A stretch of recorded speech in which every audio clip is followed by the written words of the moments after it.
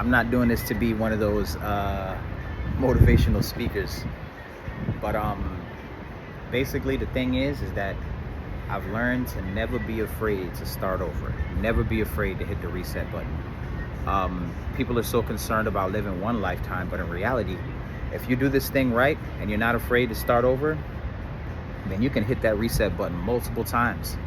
I'm so upset that I abandoned this account because this is like the core of everything that I do. I got involved with music for. I do advertising and digital marketing, and the real reason behind it was because I used to watch a lot of my favorite artists on documentaries complain about how the record label didn't promote them.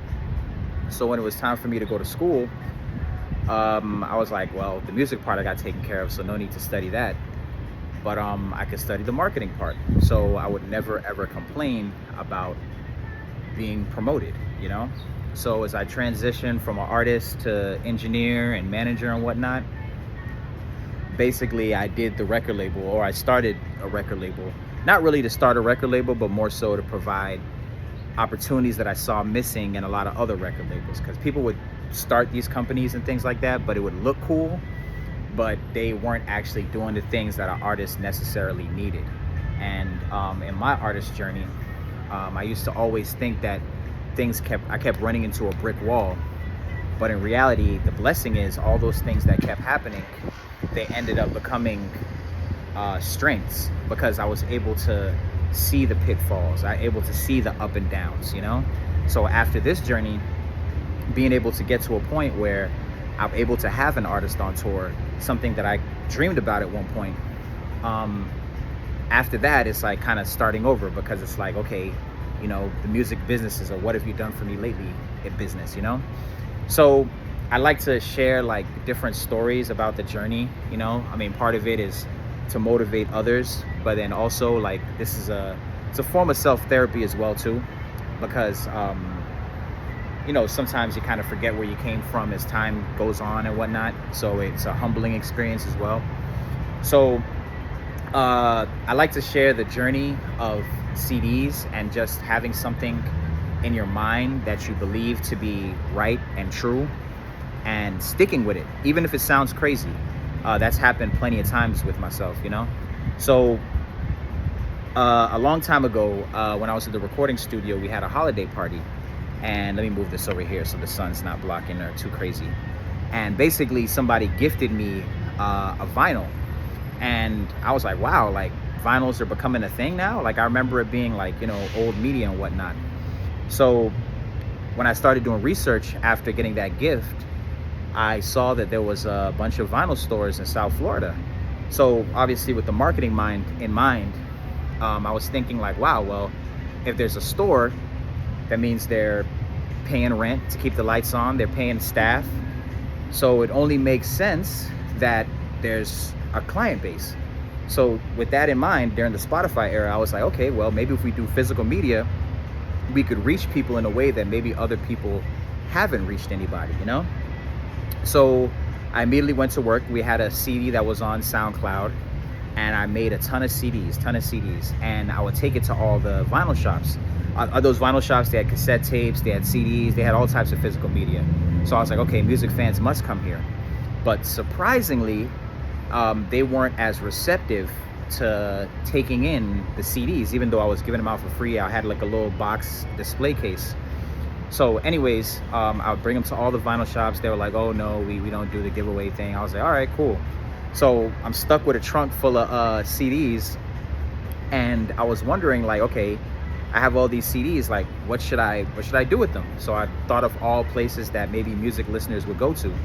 So I took it to a bunch of clothing stores, took it to a bunch of phone stores, and I said, hey, you know, you can put this on your shelf and anybody comes and gets it. Some people were receptive, some weren't. So I would put it there, and then I'll come back like a couple days later to see if there was any change, and all the CDs were like still there. So I was like, oh well, you know, maybe this isn't working. And I spoke to like a couple of friends about it, and they were like, dude, CDs, this is like 2019, like who's doing CDs? But I was like, there has to be some sort of audience, because there's vinyl shops, there's CD shops, like these things still exist. So the audience is out there, I just don't know where to find them. So anyways, I had a friend who he was connected to Jamaica House at the time. Jamaica House is a restaurant in Miami. And what I did was, I, like, as a last hurrah, I went and brought the CDs to Jamaica House and I put it up on the little stand. And literally, I was like, let me go check. I was almost gonna not check. Let me go check. So I went back and I checked, and all the CDs were gone. And I was like, oh no, don't tell me they throw it away or something. I called my friend. He was like, yeah, there was nothing there when I was there. I was like, dude, it's only been a day and I put like 50 CDs. Like, did this thing like clear out? Or did they throw it away? That was my first thought. So I put another one there. Mind you, I had a whole bunch. I put another stack there. Gone the next day. So I was like, okay, there might be something here. Like, fast food places, people wait in line. This might be something. So I brought it to like other fast food places. Gone every single day. Next thing you know, the pandemic hits. Crazy thing, the pandemic hits. Everybody's in their car. So while everybody is in their car, you know, essential workers, fast food places, lines are around the block. What I'm doing, I'm going to all the food places, the Jamaica houses. There was a place on Biscayne that had breakfast. They served breakfast food.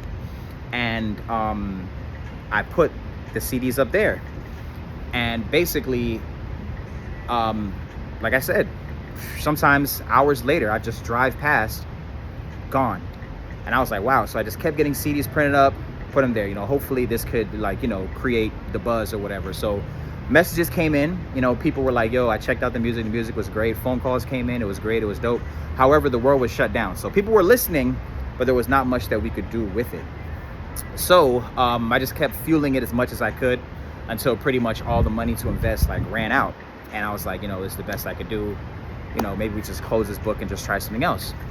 Slowly the world starts opening back up. And you'd be surprised, but people started calling for shows. There's actually a show, a LGBTQ show that I have promoted on this page. And that show was booked through the CD. They found the CD, they listened to it, they enjoyed it, and they said, yo, we want you to come perform.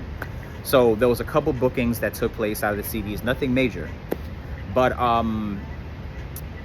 funny thing is, or just to kind of throw this out there, we would go to the different shows. We went to one of the shows, the same LGBTQ show, and the girl was like, oh, hey, I know that song. When you were, to the artist, Valise, when she was performing, somebody was like, I know that song because I listened to your CD the whole 2020. Basically, I was in my car that whole year, and all I had, only CD I had was your music, you know? So it was dope that we were able to reach so many people through the CDs. But the real payoff, fast forward 4 years later, the whole song goes viral, whatever, and we're in Capitol Records for a meeting. And basically one of the A&Rs for Capitol Records was doing research on Valise. And basically she was like, I found this thread on this website called Reddit, and basically somebody said they found her music at a restaurant, and it was the best find ever.